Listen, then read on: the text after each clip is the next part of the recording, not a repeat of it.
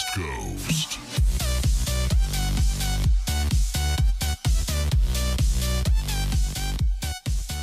Hello guys, me Shocker here, and today I thought I would do the prediction, or my predictions for tomorrow's games in the SLTV CSGO tournament. Basically, day one is over, every single game has been played, and I thought that I would go through my well, yesterday's predictions and talk a little bit about games.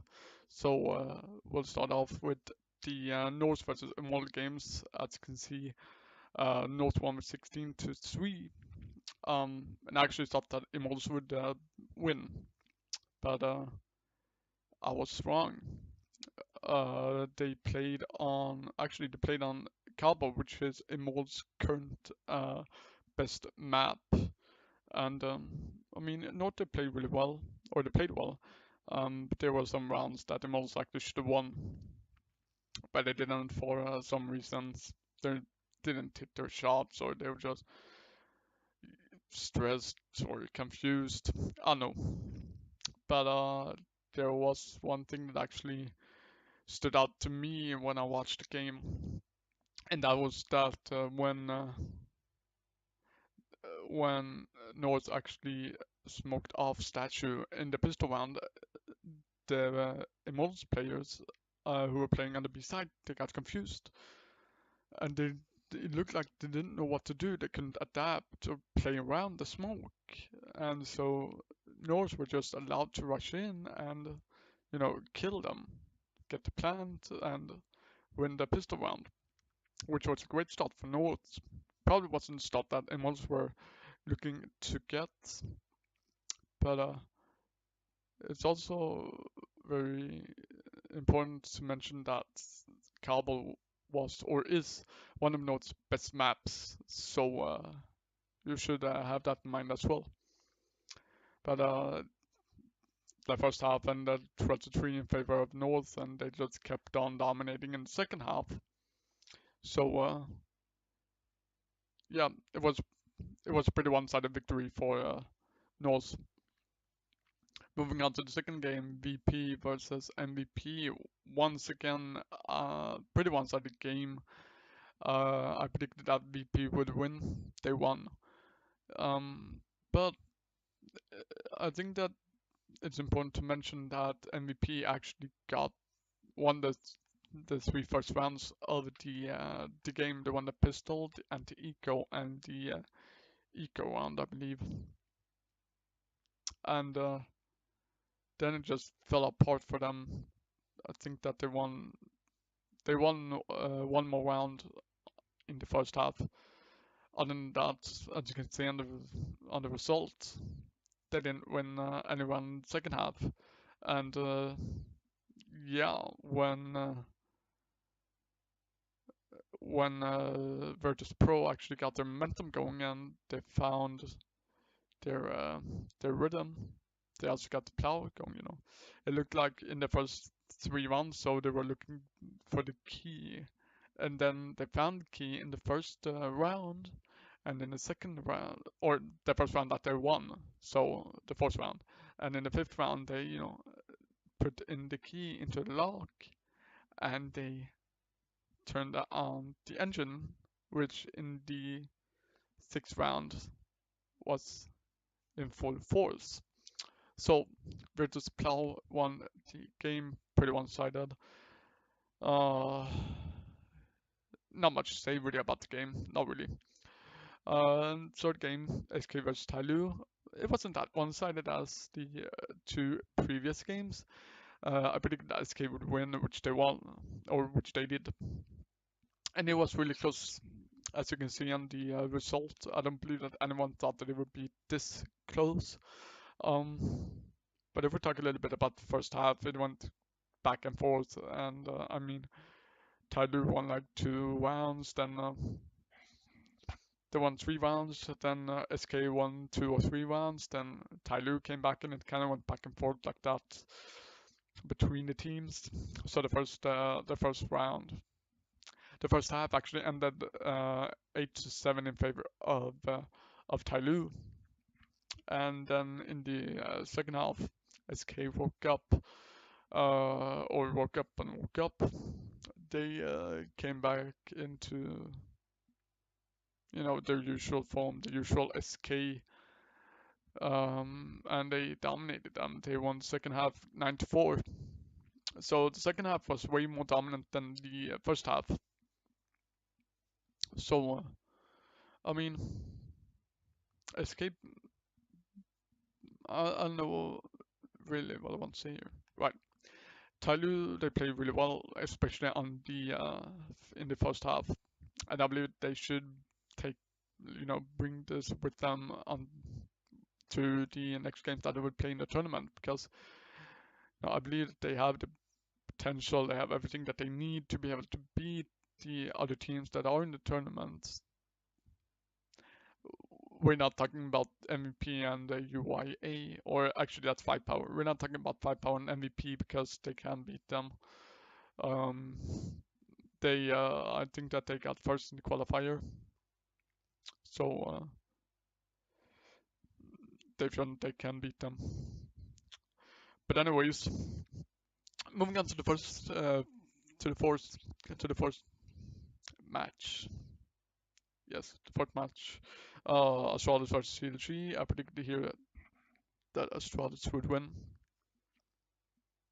Again, I mean, it wasn't as big of a win as I thought. It was way more, way closer than I initially thought that it would be. And I think that it's very important to mention that um, that CLG, they started off really well. They won the sixth first consecutive rounds in the first half, and then Astralis came back and won they won six consecutive rounds after that, and then the tables turned once again, and CLG won the three remaining rounds of the first half. And so the first half ended 6-9 in favor of Astralis. And in the second half, it looked like Astralis, they woke up a little bit more. They were fully awake. They were more energetic, more focused, and they won the second half with a score of 10-4, I believe. Yep, 10-4. Math on points. Actually, it isn't. 9, 10, 11, 10-2. So basically, it dominated the second half of the game. But I believe that it's very important to say that CLG showed that they can stand up top tier teams. They're not punching bag here like normally NA teams are when they face up against NA teams, or even compete in did I say NA teams? I mean when they face up against EU teams or play in international tournaments outside of NA. So that's positive in my opinion, not only for them but also for us as viewers. It makes the tournament a little bit more exciting in terms of excitement and entertainment value. Let's move on to the fifth match. It is Hellraisers versus FaZe. I predicted that FaZe would win. Yeah, another loss, another prediction that went wrong. Yeah. Um, I mean, Hellraisers started pretty slowly, but they actually, I don't know what to say. They got their engine up and running after winning their fourth round, and I believe they were down with, at this point, 15 minus 7, 8. Yeah, so in the eighth round they basically got their engine going and won the remaining 7 rounds. of the first half, and they kept dominating on the T side in the second half, and managed to get or managed to come to match point after winning 6 consecutive rounds. Then FaZe tried to make a comeback. They won the four rounds after that, 4 consecutive rounds. But then Heavyweights came back and you said, what are you trying to do? You're trying to take our win. We've already been through this. We've been so close before to win in a BO1, and we're not going to let you take our win once again. You know, because they were close to getting flashbacks to, I believe it was the MLG major qualifier when they lost against Liquid after having a huge lead, and also flashbacks to the which tournament was it? To the E-League, to the E-League Major, where they were up 2-0 and they still managed to get out, to be eliminated of the tournament. They won their first 2 matches, and then they lost the 3 matches that remained basically and got knocked out. But you know, they got they got their heads back into the game and ended the game after that. So I believe that was the first upset of the tournament, and a good one. Same with the Astralis CLG match. They show that they're not either punching bags, or they're not punching bags either. Actually, they can now stand up top tier teams. At least in BO1s, we have yet to see them stand up to top teams in BO3s. But anyways, let's move on to the Gambit Fnatic game, where I predicted that Gambit would win because they're basically like gods of best of ones. If you followed the major, they were one of the 2 teams to get through to the playoffs first with 3-0, I believe, or at least 3-1. But I'm 90% sure that it was 3-0. And they've always been able to beat the top 2 teams in best of ones. And so I thought, let's not underestimate them once more. They've shown that they've done it before and they will do it again. I thought they didn't. Fnatic came, they saw, they conquered, they wrecked. 16-8 was the score, and Fnatic dominated in the first half, which ended 10-5 in the Swedes' favor.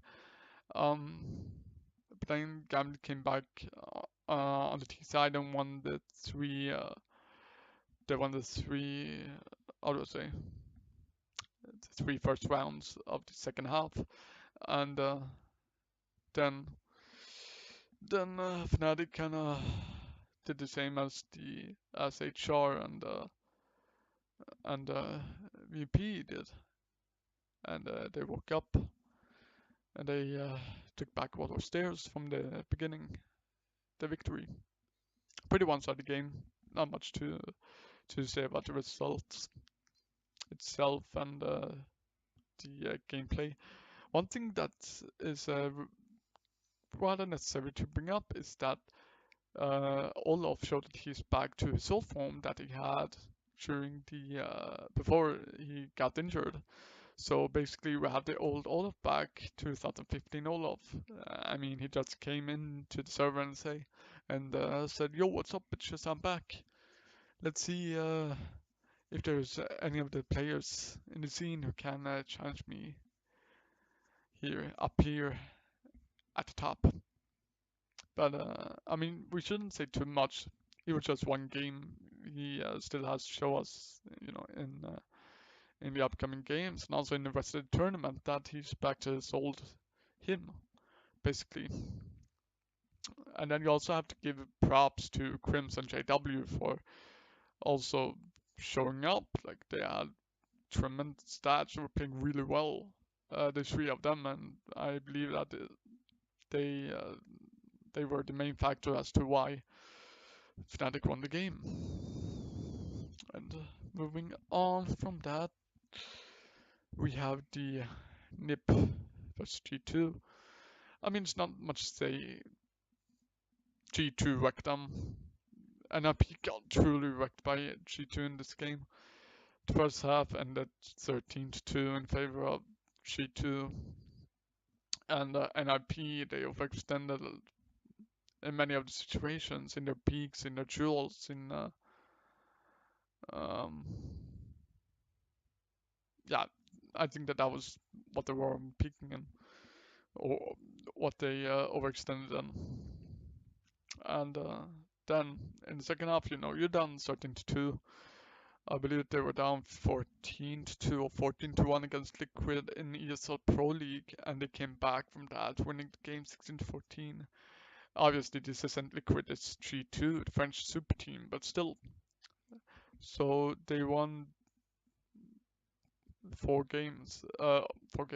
They won the first 4 rounds of the second half, and then G2 said, you're not gonna get back to that NiP magic. You're not gonna get that momentum that we know that you want.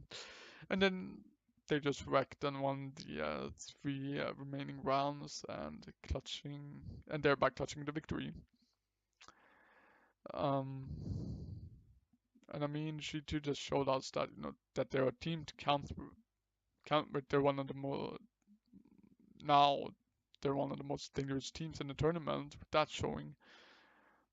So I think that people are more scared to play G2 now than they were before, at least. And then also in a P, I mean, they have to, especially Draken, have to just. I don't know if the other team, the other players in the team also are nervous or something, but at least Draken, he needs to, or Draken, he needs to just relax and get rid of the nerves that he had in that game and come back tomorrow just unleashed, fresh, with a new start, and so that he can show us that he can handle the pressure that comes with playing as NiP's fifth, and also that comes with playing against top tier opposition in top tier tournaments, and showing us that he's one of the best uppers in Sweden.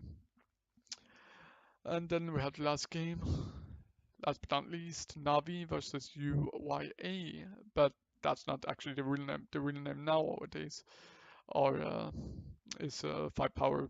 They were acquired by a new organization before the tournament. So 6-9, it was pretty one-sided. Now we were dominating, but the 9 rounds that Koreans actually managed to get on board, they show that we can play Counter-Strike, we can play good Counter-Strike. But it's also important to mention that Navi were playing sloppy, they were playing lazy, and I think that they were doing this strategically because they didn't want to show off all of their strats just to win against an unknown team who aren't even as good as they are. And it was just a too high skill gap between the two teams. Navi had a higher difference in skill. They were better skill-wise, so to speak.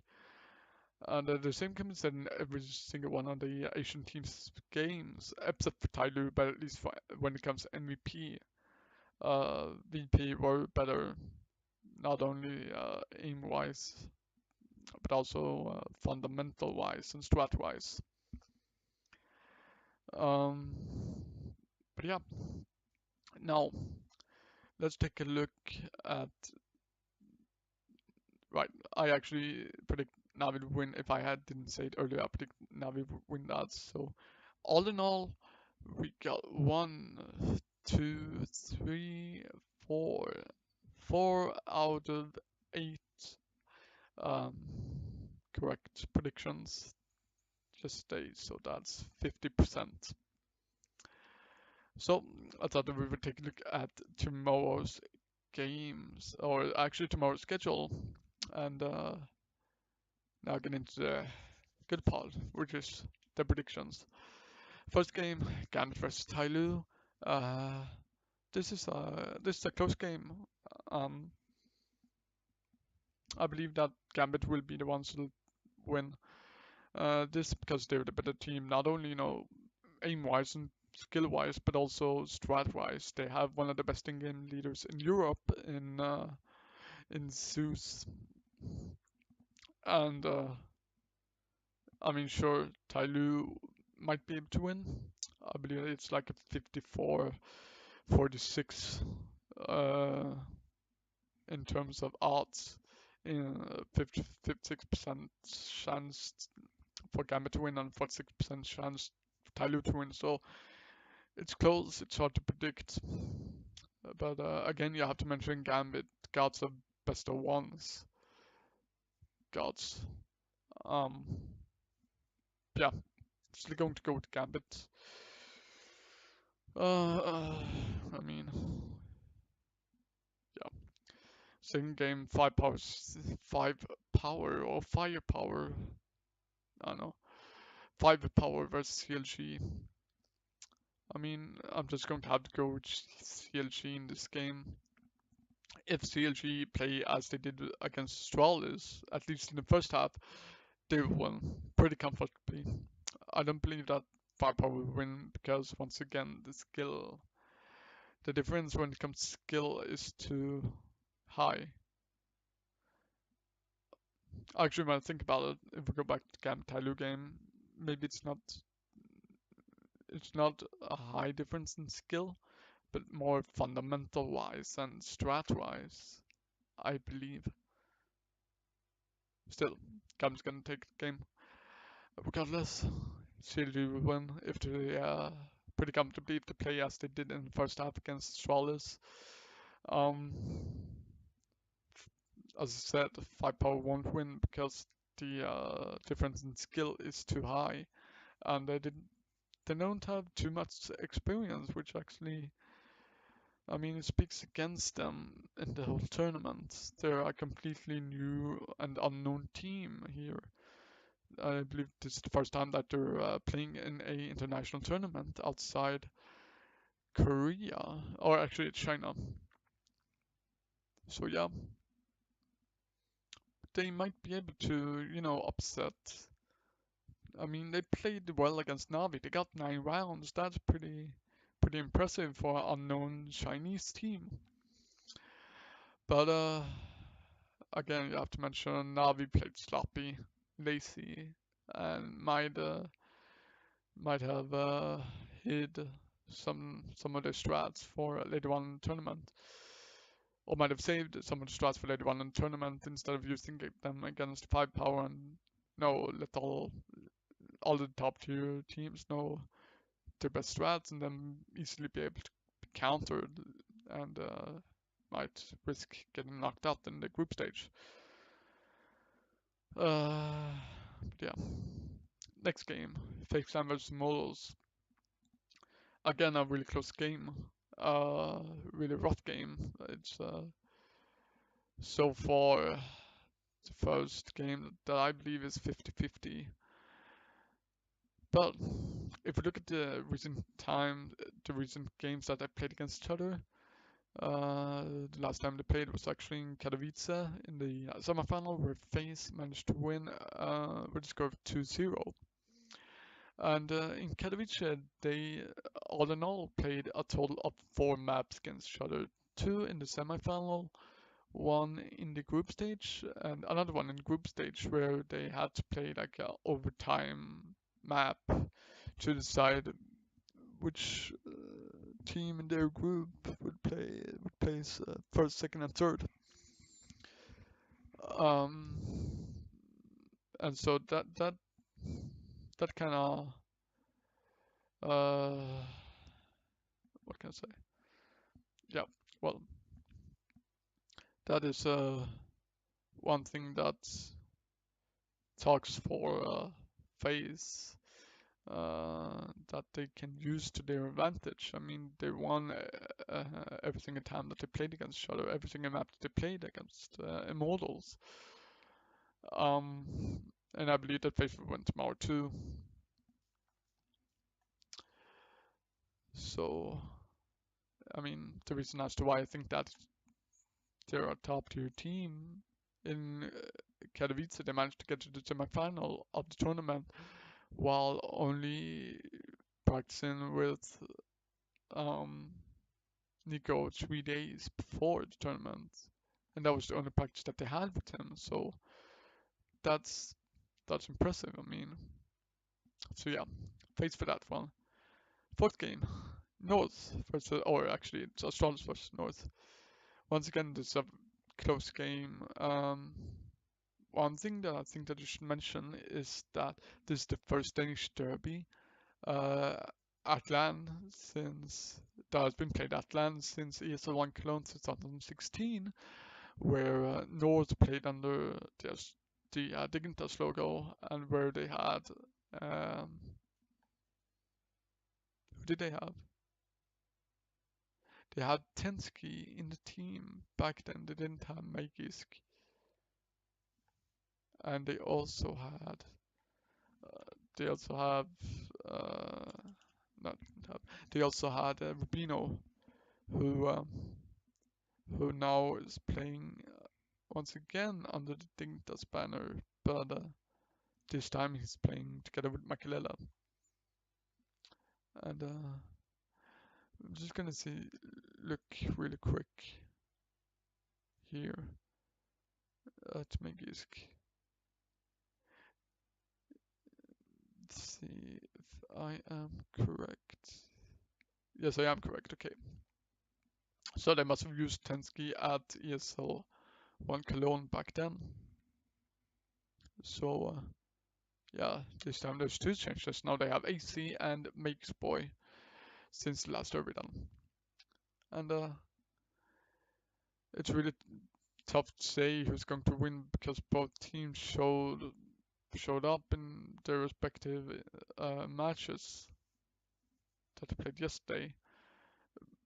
But I'm going to say Astralis because they are just a better team right now. If you look at how they performed in events, they placed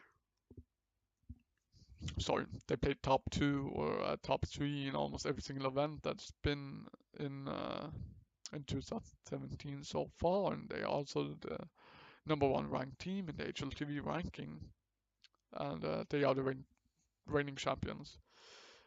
And I'll also say that they are the best team, that they are the team that has the best mental strength. You know, they have the best mentality within the scene as right now. So, I mean, Nord might be able to upset, especially if it comes to Kabul, because Kabul is one of Nord's best maps, and as I said earlier, they wrecked Immortals on Kabul, which is Immortals' current best map. Uh, so yeah, Assaults will win. Nord might be able to upset 50-50 game. It's good.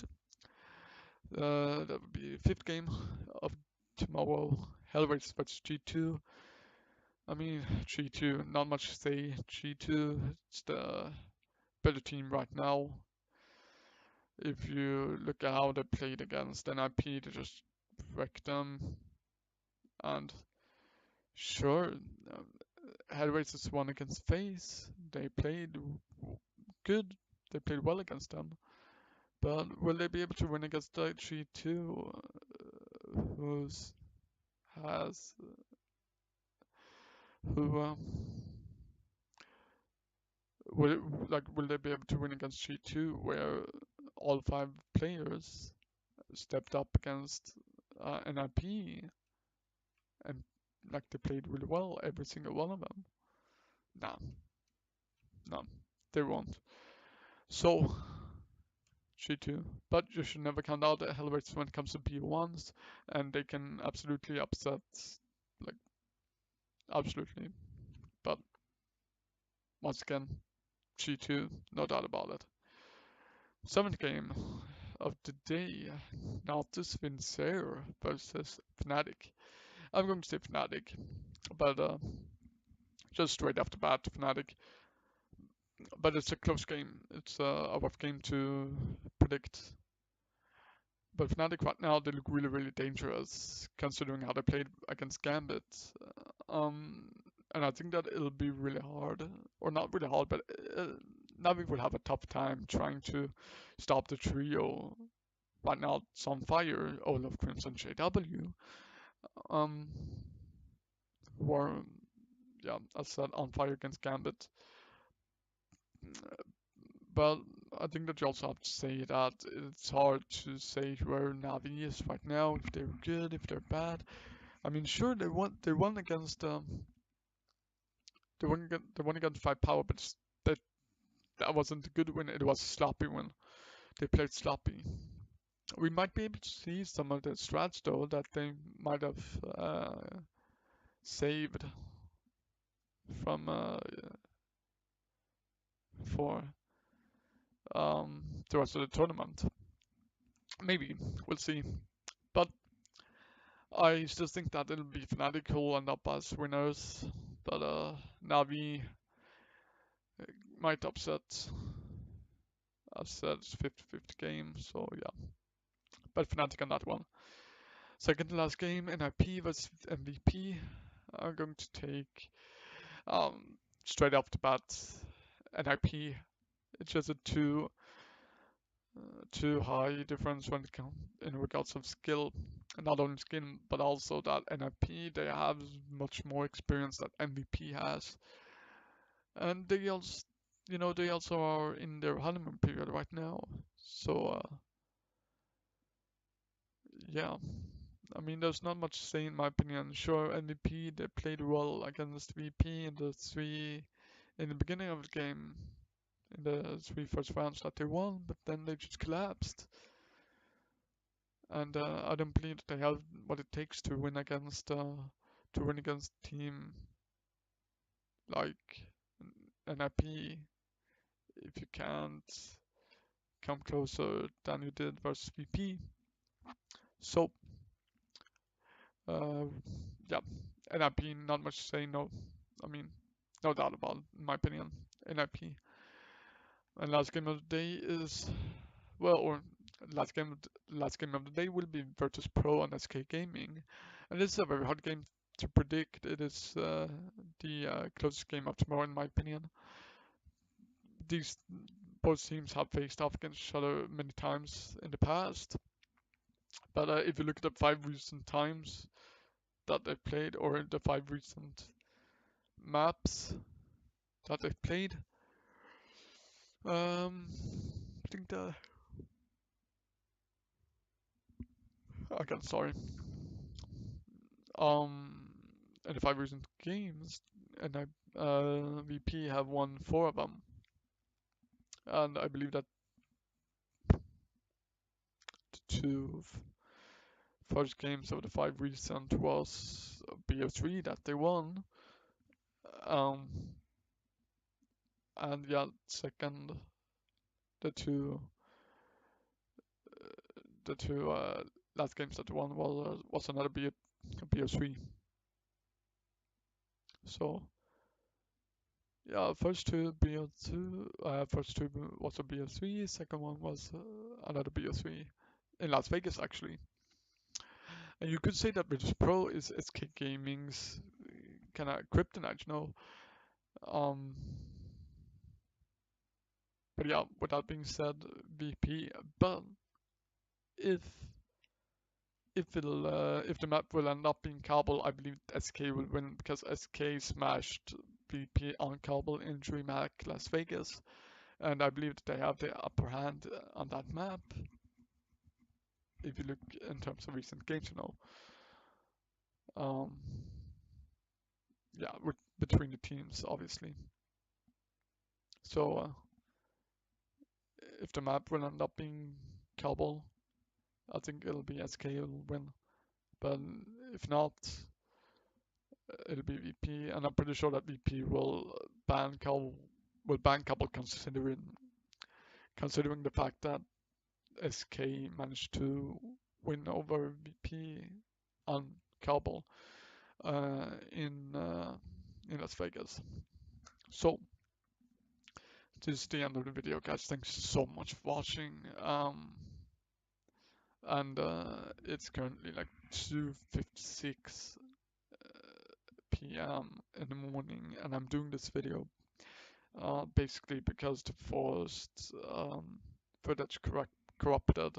I didn't have enough space on my hard drive, um, so it didn't save onto my computer, and I had to make a new one. So I'm really sorry if I sound tired and I say a bunch of things wrong. I'm so sorry. I know this isn't the first time I'm doing this.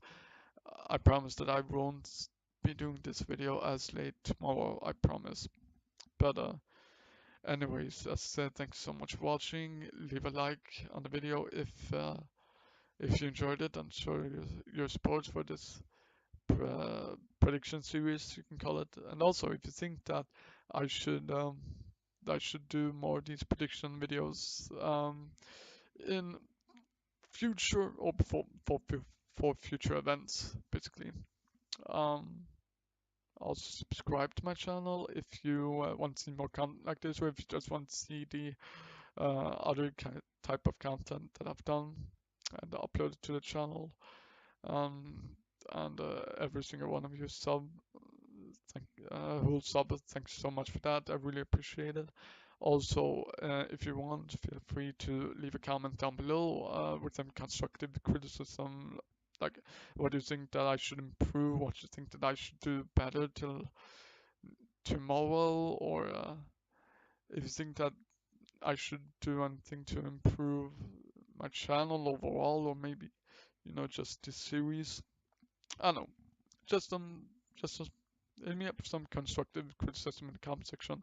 But you don't have to write that I should get a new mic, because that is like the most common comment that I see when people give like constructive criticism on my videos. So, but right now I just don't have the money to buy one. So I mean, you'll have to bear with this mic and bear with me until I have money to buy a new one. But yeah. Thanks you guys so much for watching, and I will see you guys tomorrow. Peace.